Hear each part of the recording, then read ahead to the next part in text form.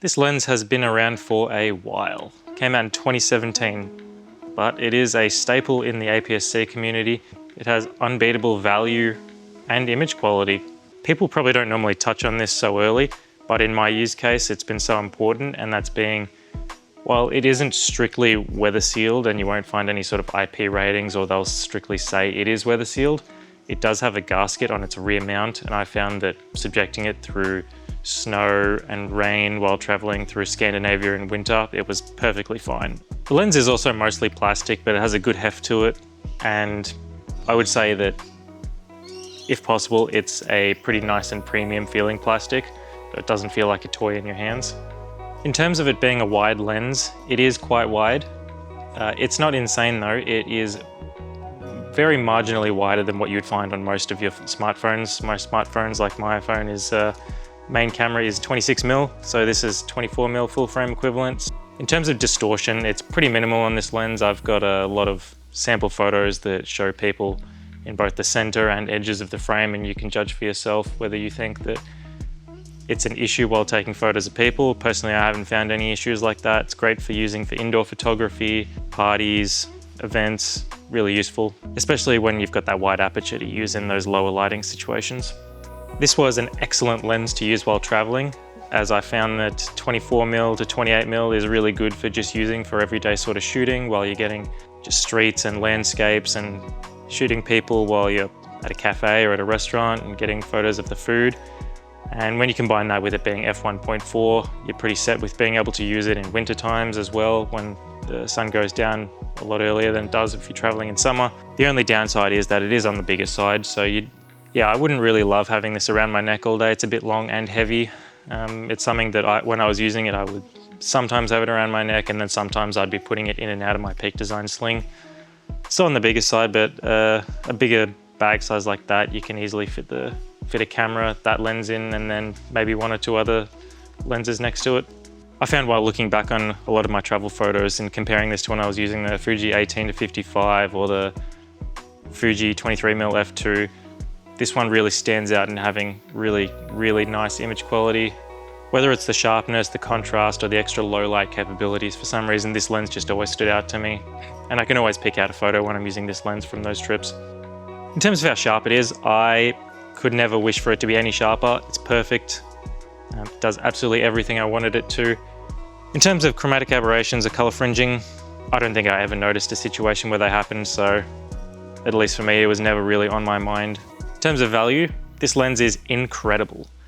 You can get this lens secondhand on Facebook Marketplace for $350, $400.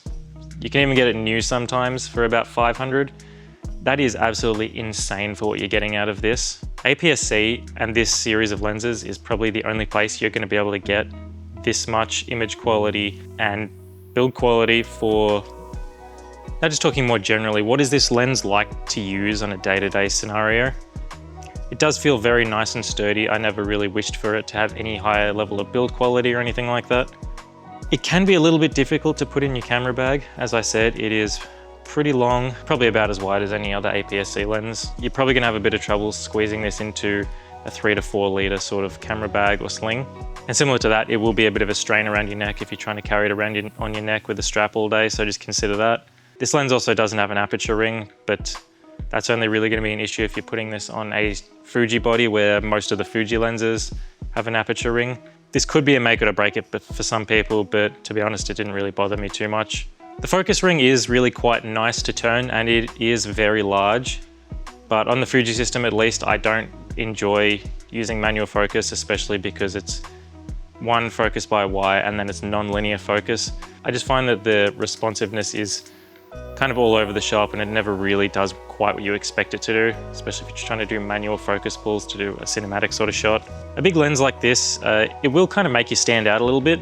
So if you're doing any sort of street photography, which this is on the wider end of street photography, but it's still quite usable, you'll probably stand out a bit because the lens does protrude from the camera so much. You might notice that I don't actually have this lens in my hands right now. That is because I sold it. I thought that I needed something with a little bit more versatility, like a Fuji 10 to 24mm ultra wide zoom, but after using that and comparing it to the photos I got on this Sigma 16, I wish I had kept it because the difference in the image quality is absolutely night and day. and anything wider than 20mm makes the distortion just a little bit too prominent for my taste. I've made a video talking about that Fuji 10 to 24mm and why I don't like it very much as well, so I'll link that below. But long story short, if you're gonna go wide and you want some good image quality, I'd probably stick to a prime if possible, unless you're going up to a much more expensive full frame camera. This Sigma or the Viltrox 13mm f1.4 would be excellent options.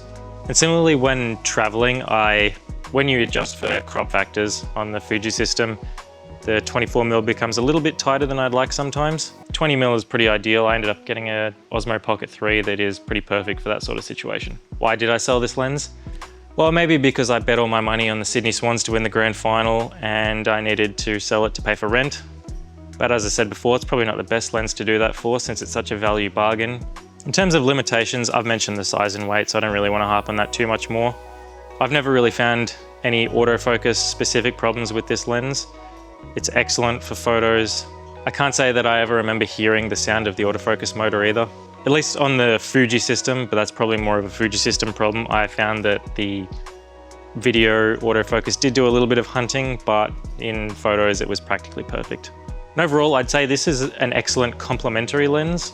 So I wouldn't want to have this on my camera body every day because of some of those things I said about size and weight and how it's pretty wide. But if you're taking two lenses to maybe a party or a family gathering or on a holiday traveling, then this is an excellent complementary lens to get some more wider video, photos in tighter spaces like in cafes and restaurants.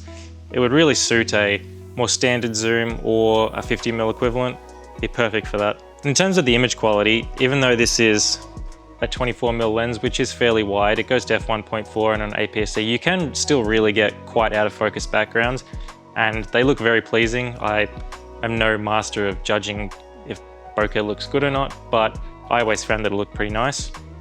And even though I sold this lens, I probably haven't had it for a couple of months now, this remains my most used individual lens that I looked at in my Lightroom catalog, making up around 30% of the total photos I've taken on my Fuji body. So even though this is a lens I chose to get rid of, I still absolutely used it a lot and would definitely recommend it to other people.